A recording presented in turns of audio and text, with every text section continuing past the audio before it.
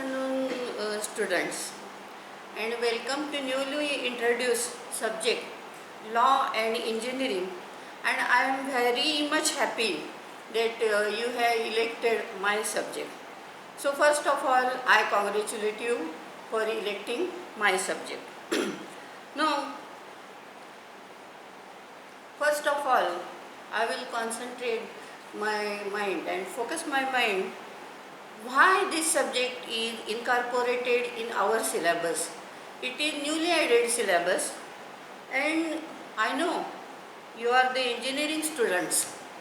Your focus is on technical knowledge. I know in future you are going to be a professional, or you may be in the corporate sector, you may be the industrialist, or you may be the factory owner, and various, so you will be in service.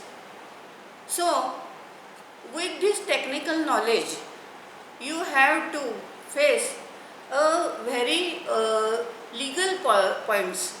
You have to comply with all the legal formalities in dealing with all sectors.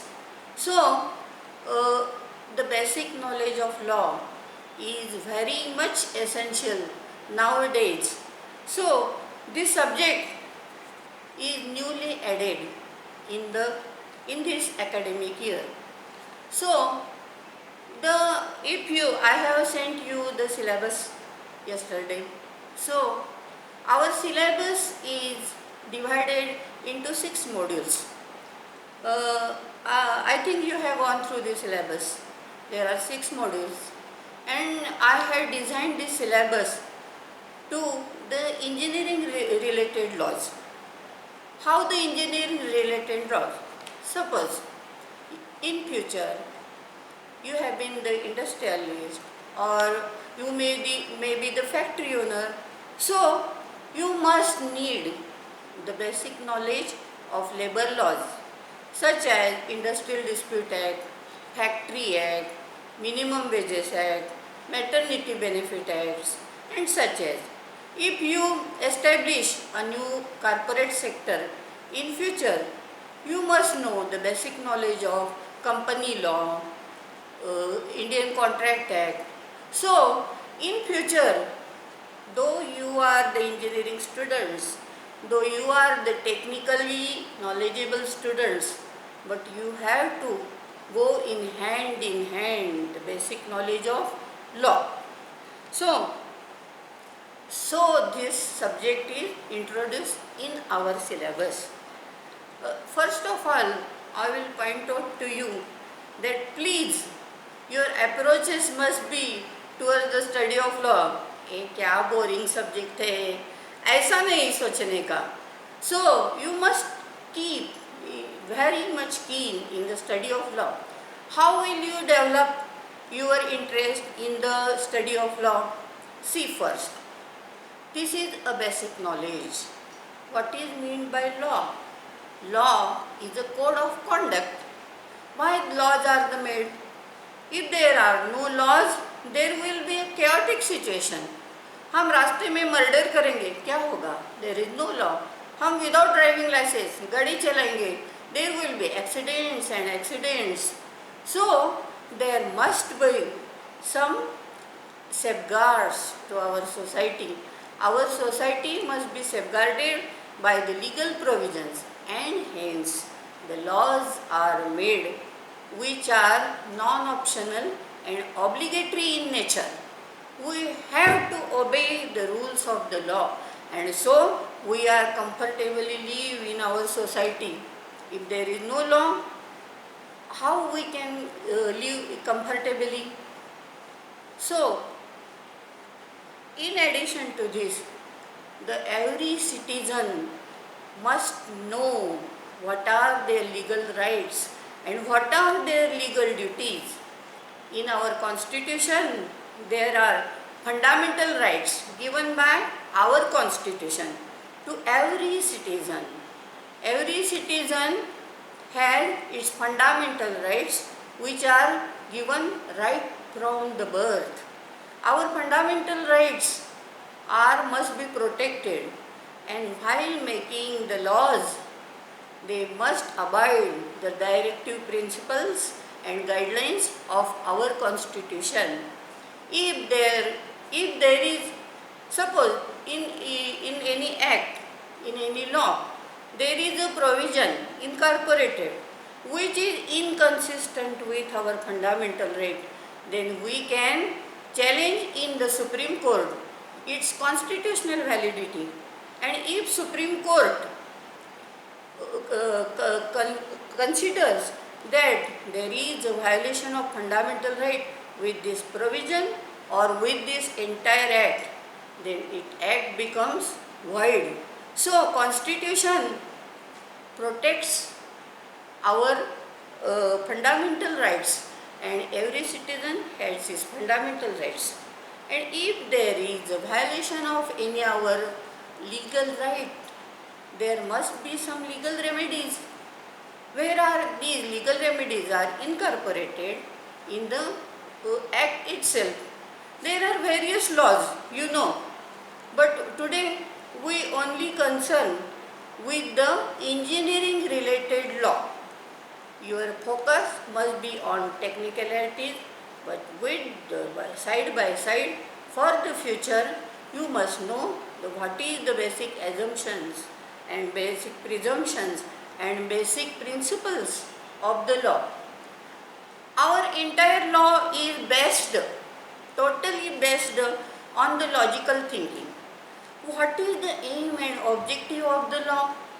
To safeguard the society. So, we know the norms and values of the society are always in changing position. There are always sociological changes. The law is not rigid. It must be fit for the current position. And what is the current position of the society?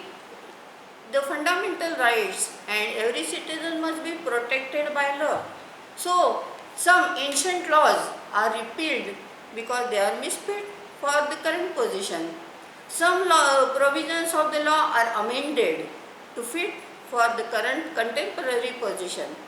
Some laws are newly added. You know, nowadays, currently, we use the electronic media powerfully, and in this corona situation, we have no alternative at all but to use the electronic media only, unfortunately, because there is no contact, there is a constant danger, our life is in danger, and we have to safeguard ourselves, we have to safeguard our academic year. So we have chosen this via media. First of all, I wish you in earliest future we must meet personally and without any virtuality. We must meet and enjoy our academic year, at least for next semester. I wish so. Now, I come to the point that how the social reforms are made. You know, in the ancient period, there is a sati pratha. You may have heard, your recent generation, young generation, you may have heard the sati, the hunda. Then how the social reforms are made? If you want the social reform, the bad and these evil customs must be abolished. And how this can be abolished? With the enacting new laws. So law is a reformative tool in our hand, and law is not rigid, it must be fit for contemporary position, and hence the law is a very fundamental tool which protects every citizen from all evils. It protects his legal rights, it has remedy, it protects the fundamental right. There must be equality before the law. Every person is equal before law, and we are protected. So, with this introduction, I actually start the module number 1, which is a very basic in nature. I think you have gone through the module number 1, which is the very basic principle. First, source of law and course structure, law and society, interdisciplinary nature of law, enacted law, constitutional law, common law or case law, the court system in India, arbitration, and ideology, philosophy, schools of jurisprudence. So these are very basic principles of the entire legal system in our India. So first of all, I will say how the laws are framed. What are the main sources of the law? While making the law, what factors are taken into consideration? So, what is meant by the sources of law? Sources means उगमस्थान. Law बनवताना काय काय गोष्टीचा आपण विचारात घेतल्या आणि law बनवला. These are the sources of the law. The word source literally means rising from ground. What is the ground? What is the base for this laws? Law making, while the procedure we adopt and take into consideration the basic, what are the sources of the law? So, the expression source of law may mean the origin from which rule of human conduct comes to the words. Source of law is the basis which enables the courts to interpret law. That is, what are the sources of law? All laws. What are the sources? How the laws are made? While laws making in the law process, what factors are to be taken into consideration and how to interpret it? What is the in the court? What judges make? Judges do the interpretation of law. Interpretation means कायद्याचा अर्थ लावणे. Both sides advocates plead their client's side, but to the coming into conclusion, what make judges? Judges interpret the law and what is the correct and what is the legal position they decide. So, the source of law is a very basic rules. And why the law is made for? Law is made for the code of conduct, human behavior, समाजात वागताना आपले जे rules and regulations आहेत, that is law. And why the rules and regulations are law made for the safeguard of every citizen. And so we are comfortably live in the society. So what is the first source of the, there are two main sources of law. First is formal sources and second is material sources. So there are main two sources of law. Main formal sources. What are meant by the formal sources? The formal source of law is also called as actual or ultimate source of law. It defines formal sources as source from which a rule of law derives its force and validity. That is what we mean by the formal source from which we derive the rules of the law. These are the formal sources. In other words, sources signify the ultimate power behind the law. What is ultimate power behind the law? While making this law, which is ultimate power is used for making the rules and it becomes the validly. So, the formal source of law is the will of the state. You know, there are different laws for different states. So, this is a state decision, statutes or decision of the courts. It is that from which the authority of the law proceeds. ज्या authorityपासून law सुरू होतो, these are the formal sources. And what is the second source? Material source. What do you mean by material?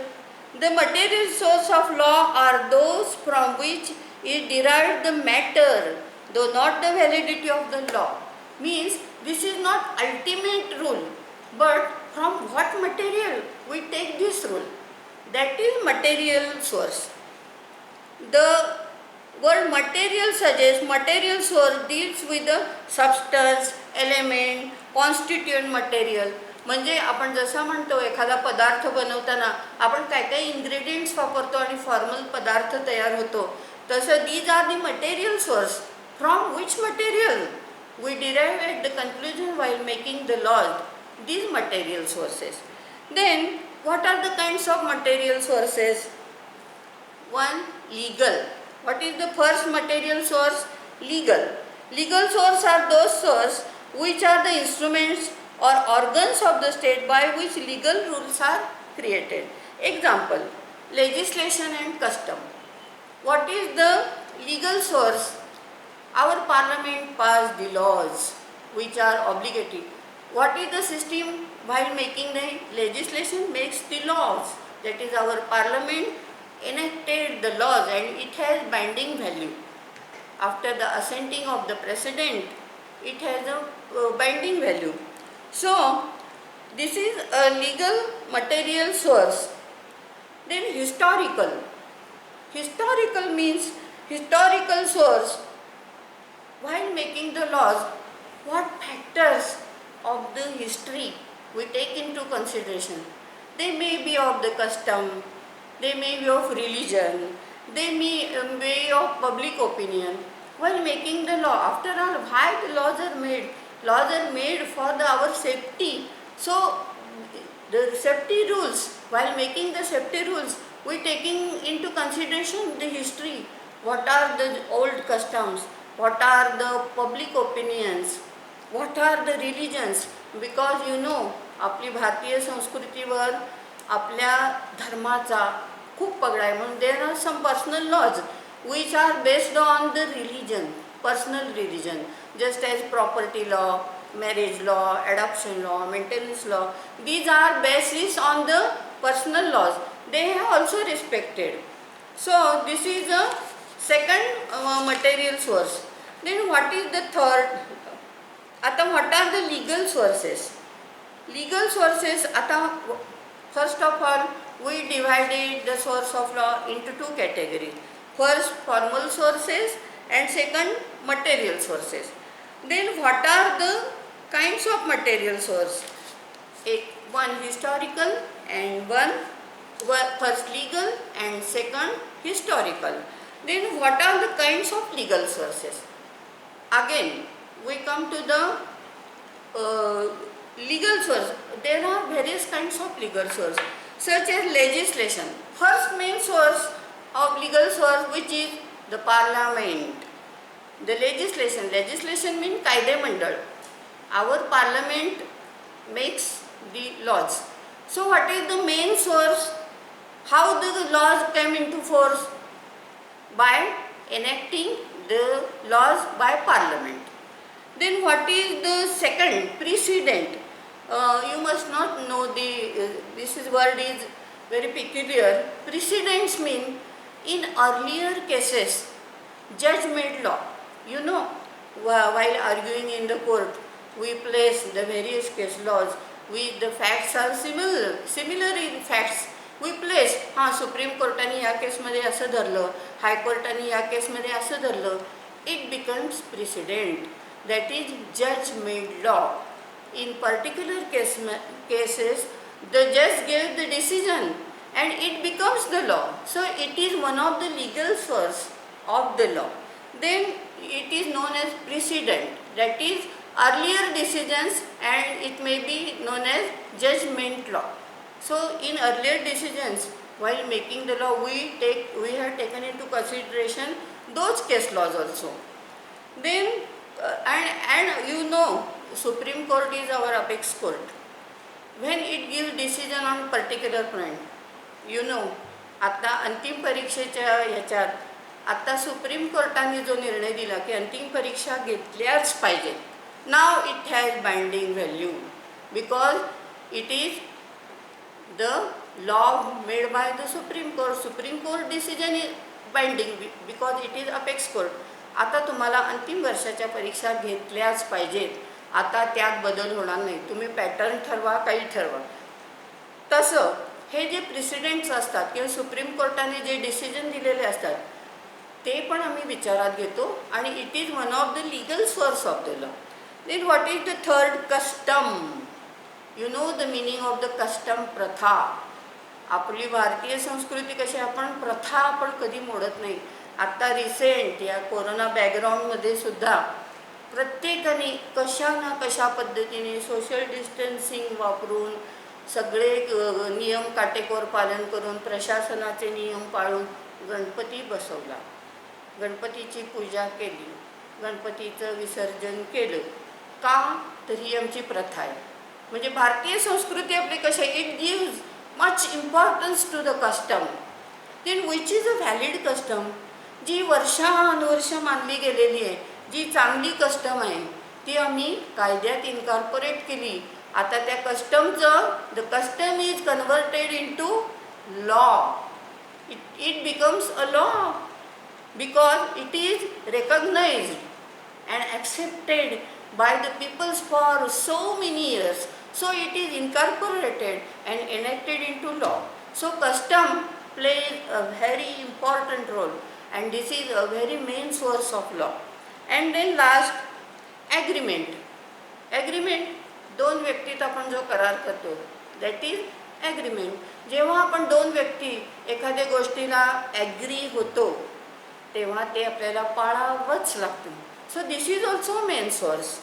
And juristic writings, juristic writing and professional opinion have played a very important role in legal evaluation. So there is so many materials, so many jurists have opined their opinion about the legal position. They have also been taken into consideration. So this is also one of the important source.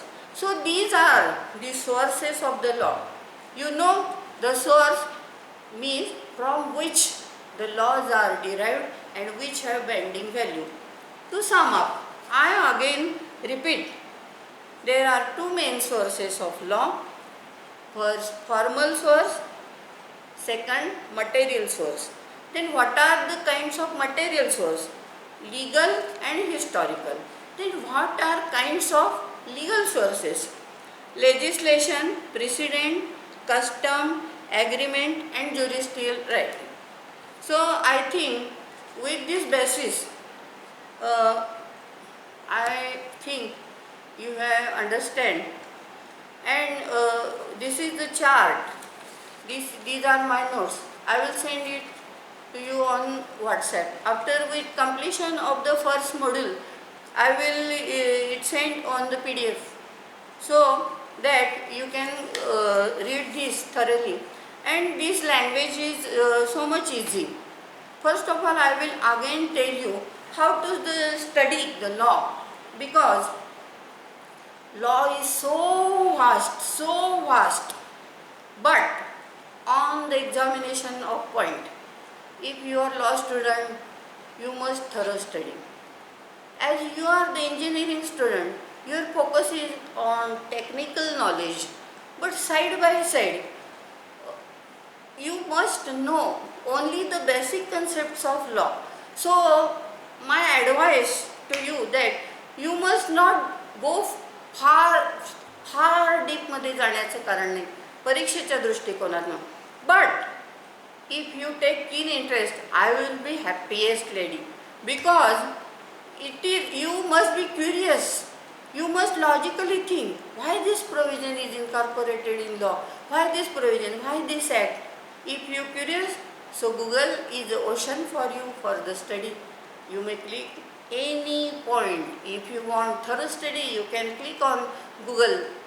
So, but my advice at this juncture, you must know only basic concept, because you are engineering student. It will sufficient for you according to me. But you thorough study, if you get keenly interested in the study of law, I will be happy and I am always ready to cooperate for you. And Google is with you. You are more expert than me, because I am not expert in technical knowledge. So you have a very much era available for you, but you first of all know the basic concept of law and then you go to in thoroughly. So with these sources of law, I want to focus my point. What is the basic structure of judiciary? Judiciary means court, न्याय व्यवस्था. जिथं आपण न्याय मागतो ती न्याय व्यवस्था. कायदे झाले पण त्याचे इंटरप्रिटेशन जजेस करतात आणि what right and what right wrong, what legal and what illegal they decide. So what is the system, whole structure of our nation's judicial system? So there are the classification of court according to hierarchy. Hierarchy means gradation प्रमाणे वरून खाली एक एक एक एक एक एक खाली. So at the apex, our Supreme Court, you know, Supreme Court is at Delhi, which is our, as per the hierarchy, highest court. All remaining courts are subordinate to the Supreme Court.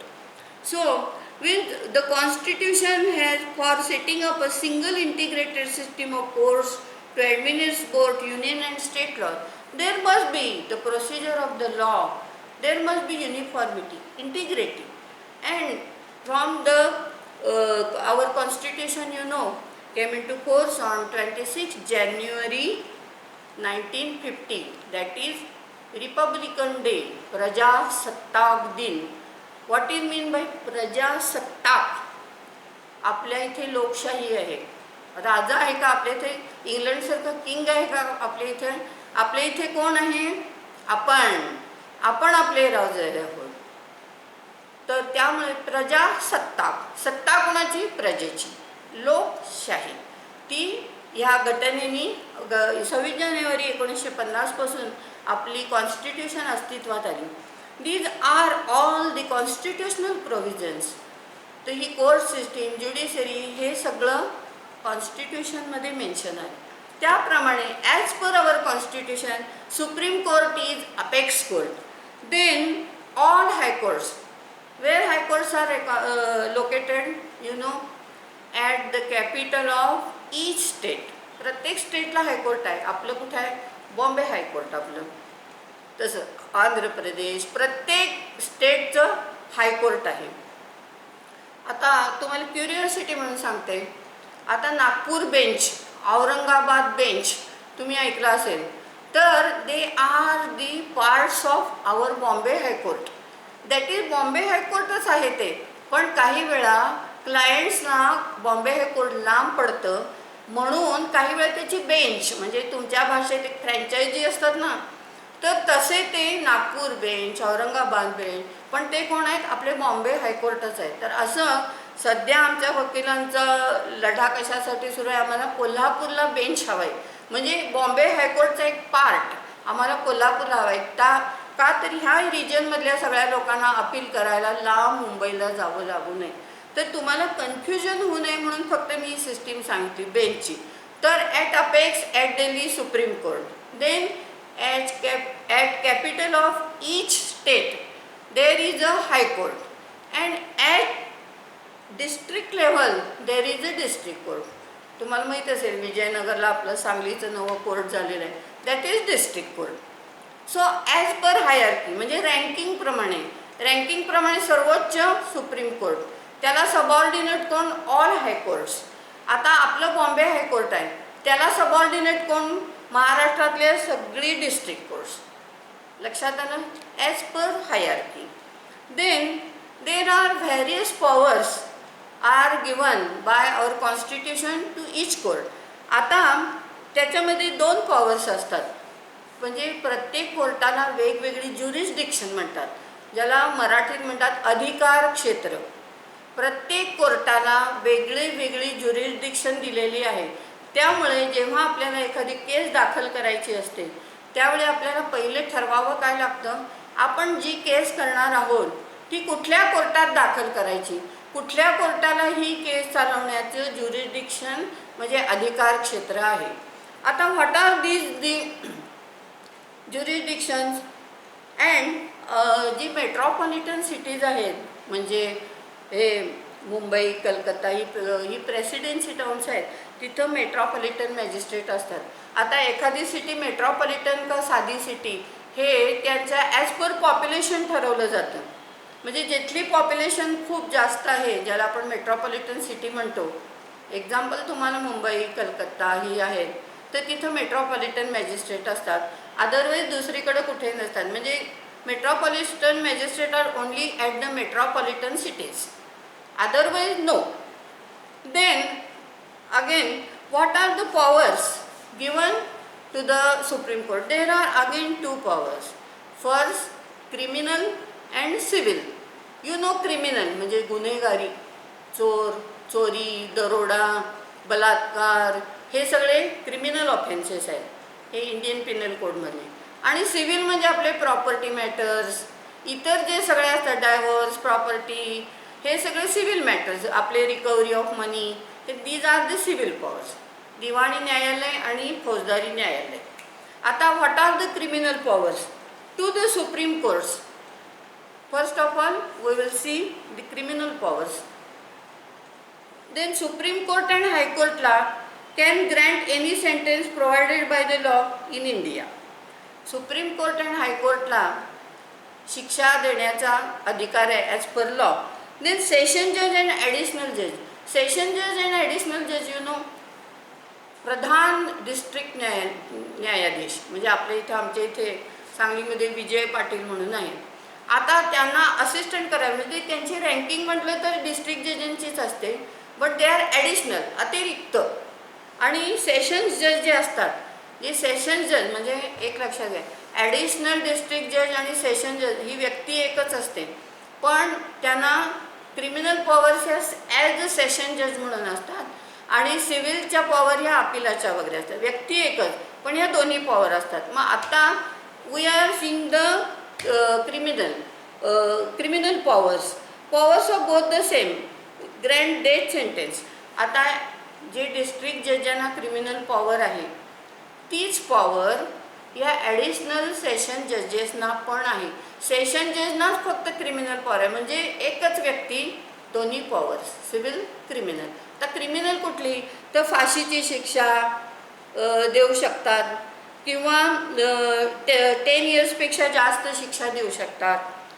नंतर chief judicial magistrate of first class, त्याच्या खाली त्यांना काय पर up to 7 years, ज्या गुन्ह्याला 7 वर्षापर्यंत शिक्षा आहे ती देण्याची पॉवर कुणाला आहे?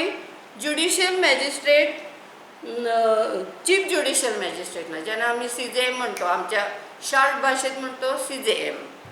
Then below rank judicial magistrate first class. आता तुम्हाला वाटेल फर्स्ट क्लास म्हणजे ते सर्वोच्च, नाही तर ते सगळ्यात सबऑर्डिनेट असतात.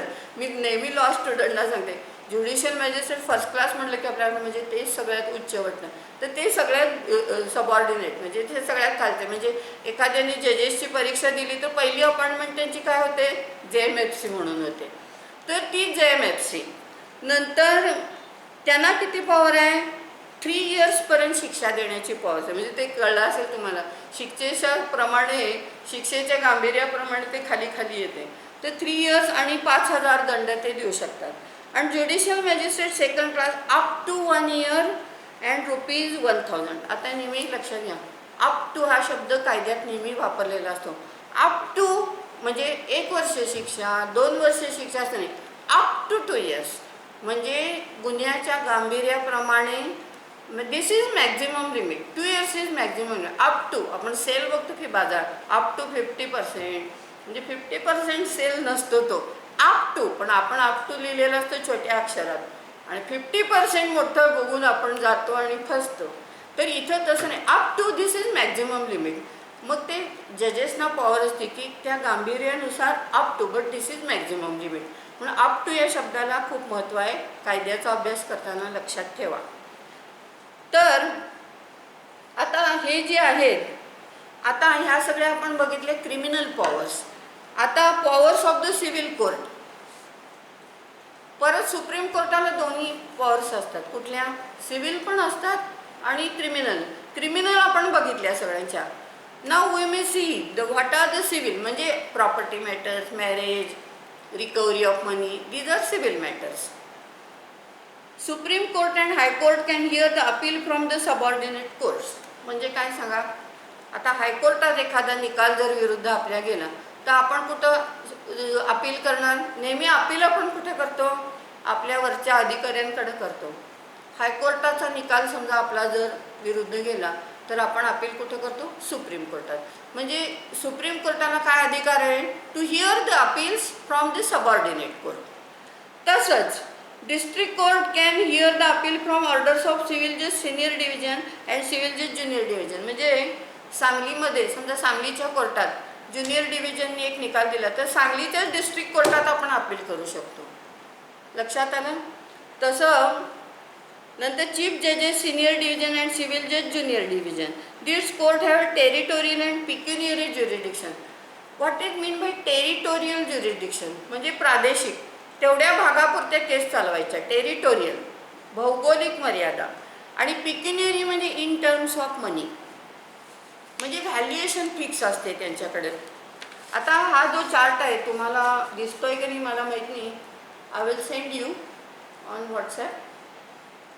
दिस इज अ चार्ट. म्हणजे तुम्हाला हे मी जे सांगते ते तुम्हाला क्लॅरिफाय होईल हा चार्ट तुम्ही बघितल्यावर.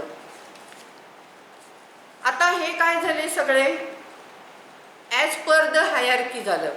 आता ह्या व्यतिरिक्त इतर जी कोर्टं असतात, आता काही कोर्टं जी आहेत ती पर्टिक्युलर सब्जेक्टसाठी आहेत. तुम्ही ऐकलं असेल consumer quorum. These are meant for consumers protection. Then labour court for the labour matters. Cooperative courts for cooperative societies and cooperative banks. Then court of trust, जे ट्रस्ट प्रॉपर्टी असतं तुम्हाला माहिती आहे, public charitable trust, private charitable trust, त्याच्या ज्या सगळ्या ज्या matters असतात त्या चॅरिटी कमिशनरकडे चालतात. म्हणजे तिथं पर्टिक्युलर सब्जेक्टचं कोर्ट चालतात. तर ती कोर्ट कशी आहेत? As per subject. आता what is the intention to bifurcate this? Because जर एकाच कोर्टात सगळ्या केस चालला आधीच 10-10 वर्ष लागतात, ती 20-20 वर्ष लागायला लागतील. म्हणून ही वेगळी वेगळी कोर्टं केलेली आहेत ही सगळी, पण तिथं त्याच मॅटर्स चालतात. आता ती कुठली कोर्ट आहेत बघा. एक कंझ्युमर कोर्ट, तुम्हाला माहिती आहे ग्राहक संरक्षण कायदा, कंझ्युमर प्रोटेक्शन ॲक्ट. कंझ्युमरला प्रोटेक्शनसाठी म्हणजे आपण एखादी वस्तू विकत घेतली, एखादी सर्व्हिस विकत घेतली आणि त्यात जर काही डिस्प्यूट निर्माण झाला तर we may refer at the consumer court. आता ती कशी आहेत बघा. हां, आता ती कंझ्युमर कोर्ट आहे ॲट नॅशनल लेवल. म्हणजे दिल्लीला कुठला आहे तर नॅशनल कमिशन. तिथं 1 crore ज्या अपर व्हॅल्यू असेल त्या मॅटर्स जर आपल्याला दाखल करायचं असेल तर कुठं? At Delhi. National commission is at Delhi. Then below at state level. State level म्हणजे कॅपिटल ऑफ द स्टेट, म्हणजे आपलं कुठं आहे? मुंबईला. स्टेट कमिशन, त्याला काय म्हणायचं? State commission. ही सगळी कंझ्युमर कोर्ट आहेत. आता तिथं कुठली? About 20 lakhs and up to 1 crore जर सब्जेक्ट मॅटर असेल तर आपण मॅटर कुठं दाखल करायची? स्टेट कमिशनला. आणि ॲट डिस्ट्रिक्ट लेवल म्हणजे डिस्ट्रिक्ट फोरम, तुम्हाला माहीत असेल इथं मल्टिप्लेक्सचं तिथं आपलं कंझ्युमर कोर्ट आहे सांगलीमधलं. तर अप टू 20 lakh जर व्हॅल्युएशन असेल तुमच्या मागणीचं तर तुम्ही डिस्ट्रिक्ट फोरममध्ये केस करू शकता. आता हा विषय झाला कंझ्युमरचा. Then what is the second? Labour courts. आता लेबर कोर्ट सध्या आमच्या विजयनगरच्या बी विंगमध्ये नव्या बिल्डिंगमध्ये लेबर कोर्ट सुरू झाले आहे. याच्या आधी ते मार्केट यार्डमध्ये होतं, पण आता नव्या बिल्डिंगमध्ये ते गेलेलं आहे. त्याचं इनॉग्युरेशन झालं आहे, प्रॉपर वर्किंग सुरू झालं आहे. आता तिथं कुठल्या मॅटर्स चालतात बघा. Industrial dispute act provide the types of court for redressal. National industrial tribunal. आता तिथं वाद कुठले असतात सांगा? Employer and employee, between employer and employer, between employee and employee. म्हणजे हे जे फॅक्टरी हे इंडस्ट्रीयलचे सगळे जे लेबर मॅटर्स असतात त्या लेबर कोर्टात चालतात. नंतर कोर्ट ऑफ ट्रस्ट म्हणजे जे तुम्हाला सांगितलं चॅरिटी कमिशनर असतात ते त्यांच्याकडं या सगळ्या ट्रस्ट मॅटर चालतात, ट्रस्टचे संदर्भातले सगळे. नंतर कोऑपरेटिव्ह कोर्टात तुम्हाला ते कोऑपरेटिव्ह सेक्टर, कोऑपरेटिव्ह बँका, कोऑपरेटिव्ह सोसायटी, पतसंस्था, जे इथं कोऑपरेटिव्ह जे आहे त्यांच्या सगळ्या मॅटर्स कुठं चालतात तर त्या कोऑपरेटिव्ह कोर्टामध्ये चालतात. आता त्या सिव्हिल कोर्टाच्या अपोजिट जी बिल्डिंग आहे तिथं इतके दिवस आपलं सांगलीचं कोऑपरेटिव्ह कोर्ट होतं. आता ते परत आपल्या विजयनगर इथल्या नव्या बिल्डिंगमध्ये बी विंगमध्ये ते गेलेलं आहे. आता तिथं नव्याने लेबर कोर्ट म्हणजे तिथनं ट्रान्सफर झालं आहे तिकडं. तसं तिथं कोऑपरेटिव्ह कोर्टही आहे. म्हणजे आपल्या सांगलीतलं सांगते पोझिशन. नंतर courts for revenue dispute. Revenue dispute म्हणजे कुठं सांगा, महसूल, जमीन जुमला, तर ते कुठं असतात सांगा. पहिलं तलाठी, मग प्रांत ऑफिस, मग कलेक्टर, मग कमिशनर. तिथं फक्त जमिनीची लँड रेव्हेन्यू कोड खालची जी कामं असतात ती त्या कोर्टामध्ये जातात. नंतर अल्टरनेटिव्ह डिस्प्यूट रिझॉल्युशन सिस्टीम ही सगळ्यात महत्त्वाची झालेली आहे. कामं क्विक डिस्पोजलसाठी ADR म्हणजे अल्टरनेटिव्ह डिस्प्यूट म्हणजे कोर्टात जाण्याच्या ऐवजी जी अल्टरनेटिव्ह जिथं जनरली कॉम्प्रोमाइजेस केली जातात, पण तिथं जी कॉम्प्रोमाइज होतात त्यांना व्हॅल्यू कोर्टाच्या निर्णयाची असते, तीच व्हॅल्यू त्याला आहे. तर अशी ही आपली सगळी लीगल सिस्टीम जी आहे, तर ती ही सगळी म्हणजे तुम्हाला आता कोर्टाचं स्ट्रक्चर लक्षात आलं असेल. तर आपल्या ह्या पहिल्या मॉड्यूलमध्ये हे दिलेलं आहे.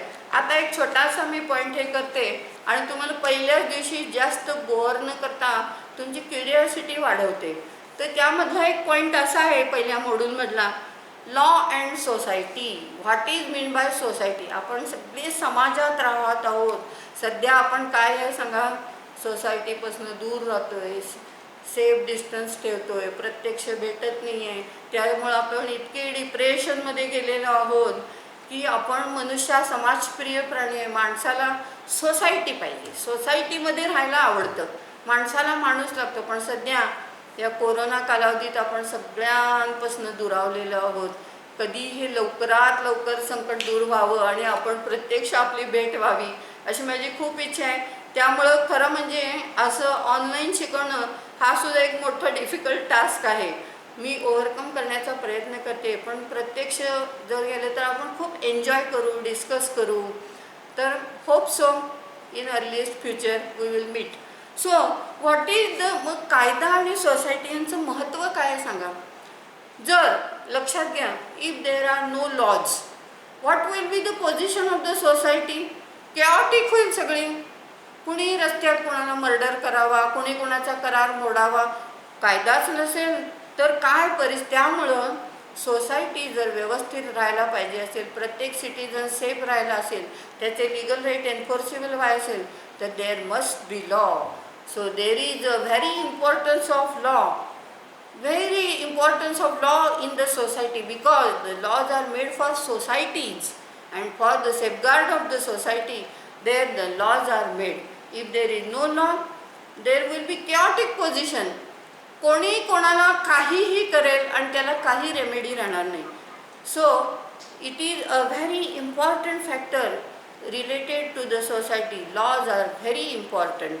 And how the laws are made, when there is a changes, there are various changes in our society, economical, political, there are various changes. The norms have been changes, the law is changed, law become changed.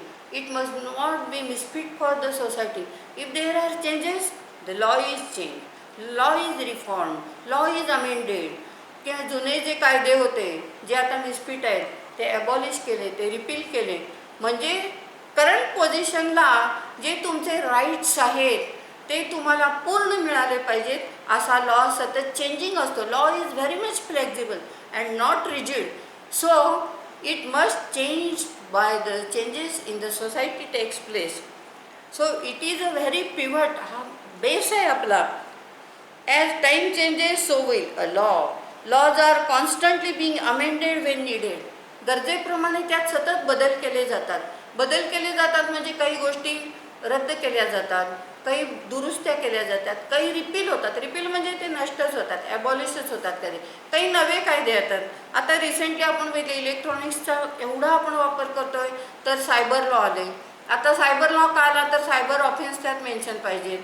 तर असे काळाच्या प्रमाणे नवे कायदे येतात आणि त्यामुळे समाज सुस्थिर राहायचा असेल, सोसायटी इंटॅक्ट राहायची असेल, सुरक्षित राहायची असेल तर कायदा हा बदलला पाहिजे आणि कायद्याला अबाइडिंग व्हॅल्यू पाहिजे. कायदा ऑब्लिगेटरी आहे, it is non optional and it is very much same in the integrated.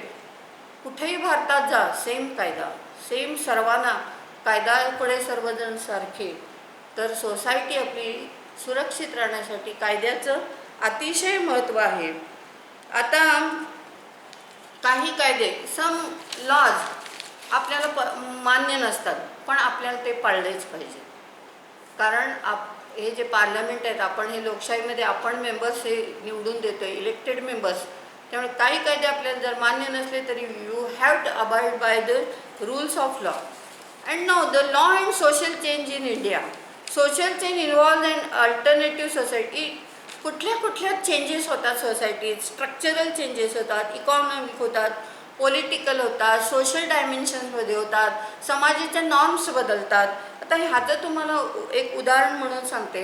अगदी एन्शंट जमान्यात एखाद्या मुलीचं लग्न करून दिलं तर तिनं मरूनच बाहेर पडायचं मेल्यानंतर. म्हणजे का तर कुटुंब पद्धतीला अतिशय महत्त्व दिलं जायचं. त्यावेळी डायव्होर्स कोणीही मागायचं नाही, दिल्या घरी तू सुखी राहा. त्यानंतरचा एक मिडिएव्हल काळ असा आला, सामाजिक बदल झाला, सामाजिक स्थित्यंतर झाली, बायका शिकायला लागल्या, स्वावलंबी व्हायला लागल्या. तर मधला एक काळ असा आला की शक्यतो डायव्होर्स होऊ नये, पण अगदीच जर वेळ आली तर तिनं मन मारून राहू नये, तर डायव्होर्स ग्रँट केला जायचा. हा मधल्या काळात होता, पण शक्यतो दिला जायचा नाही, कोर्ट रिजेक्ट करायचं डायव्होर्स. आणि आता रिसेंट टर्म्स काय बदलले. मुली पूर्ण स्वावलंबी आहेत, मुली स्वतःच्या पायावर उभ्या असतात, प्रत्येकाला आपली आपली एंटिटी हवी असते, प्रत्येकाला स्वतंत्र विचार असतात. मग तुमच्या दोघांचं नाही ना पटत, ठीक आहे, डायव्होर्स मानला जातो.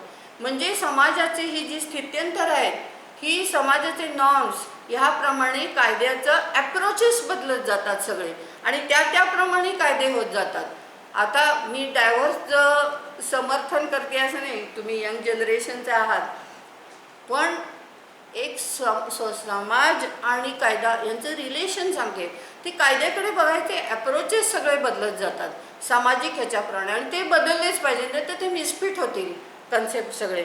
तर आता आपण काही वेळा काय होतं, आता अगदी रिसेंट उदाहरण सांगते तुम्हाला.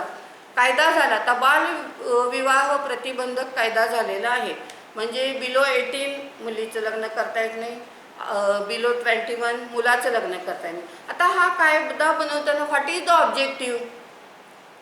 ती जी मुलगी असते ती फिजिकली अनफिट असते, मेंटली अनफिट असते, 18च्या खाली ती सक्षम नसते मुलाला जन्म द्यायला, वाढवायला, म्हणून ही अट घातली. म्हणजे ही सेफ्टीसाठी घातलेली आहे. पण अजूनही आपण समाजात बघतो काही कायद्यांना समाज सपोर्ट करत नाही, अजिबात सपोर्ट करत नाही. अजूनही आता या लॉकडाऊनच्या काळात सुद्धा बिलो 18ची कितीतरी बालविवाह झालेले आहेत.